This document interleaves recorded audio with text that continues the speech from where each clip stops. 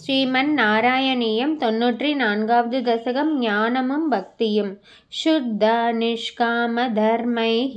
प्रवर गुरुगिरा तत्स्वरूपं परं ते शुद्धं देहेन्द्रियादि व्यपगतमखिल व्याप्तमावेदयन्ते नानात्वस्तौल्यकार्ष्यादितु गुणजबभूषङ्गधोत्यासितं ते वह्नेर्दारुप्रभेदेष्विव महदनुतादीप्तता शान्ततादि आश्चर्याख्यादरस्तराणि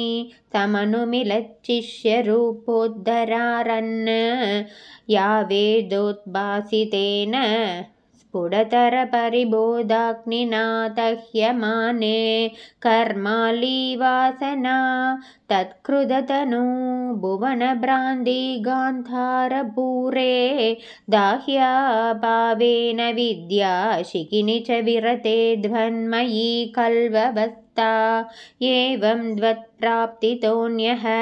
न हि खलु निखिल क्लेशहानेरुपायः नैकान्तात्यन्तिकास्ते गृहीवदगत षड्गुण्य षट्कर्मयोगाः दुर्वैकल्यैरकल्या अपि निगमपदाः तत्फलान्यव्यवाप्ताः मत्ता स्वां विस्मरन्तः प्रसजति पतने यान्त्यन्तान् विषादान् द्वल्लोकादन्यलोकः क्वनु भयरहितः यत्परार्तद्वयान्ते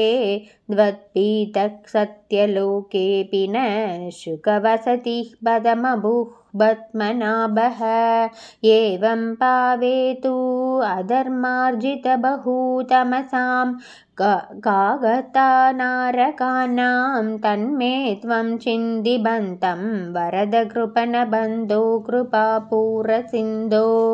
यादात्याध्वन्मयस्यैव हि मम न विभो वस्तुतो बन्धमोक्षौ मायाविद्याधनुभ्यां तव तु विरचितौ स्वप्नभेदोपमौ तौ बद्धे जीवद्विमुक्तिं गतवती च भिता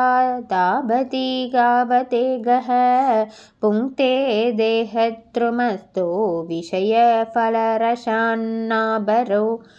निर्व्यदात्मा जीवन्मुक्त्वम् एवं विदितमधिवससा किं फलं दूरदूरे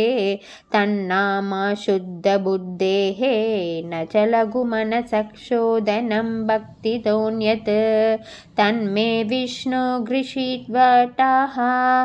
द्वयीकृतसकलप्रापणं भक्तिभारं येन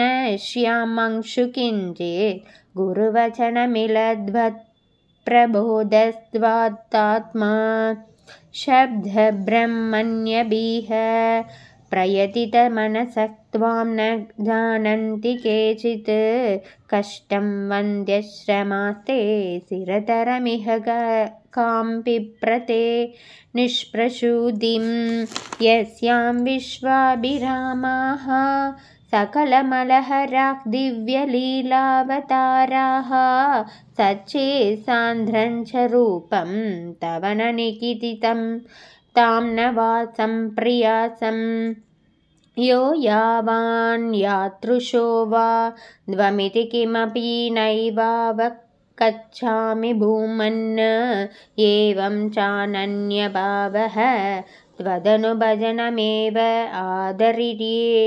शैत्यवैरिन् द्वल्लिङ्गानां त्वदङ्घ्रि प्रियजनसदसां दर्शनस्पर्शदानातिः भूयान्मे द्वत्प्रभुजानतिनुतिगुणकर्मानुकीर्त्यादरोऽपि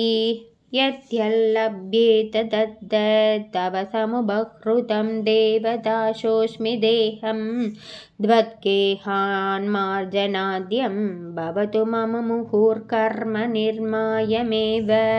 सूर्याग्निब्राह्मणात् मादिषु लसितसधुर्बाहुमाराधये त्वां द्वत्प्रेमार्थ रूपः मम सततमभिष्यन्दतां भक्तियोगः ऐक्यं ते दान होम व्रत नियम तपस्साङ्ग्य योगैर्दुरापं द्वत्सङ्गेनैव गोप्यः किल सुकृतितमाः प्रापुरानन्दसान्द्रं भक्तेष्वन्येषु भूयस्वपि बहु मनुषे भक्तिमेव त्वमासां तन्मे द्वद्भक्तिमेव त्रणय हरगतान् कृष्णवातालयेश। सर्वत्र गोविन्दनाम संकीर्तनं गोविन्द गोविन्द।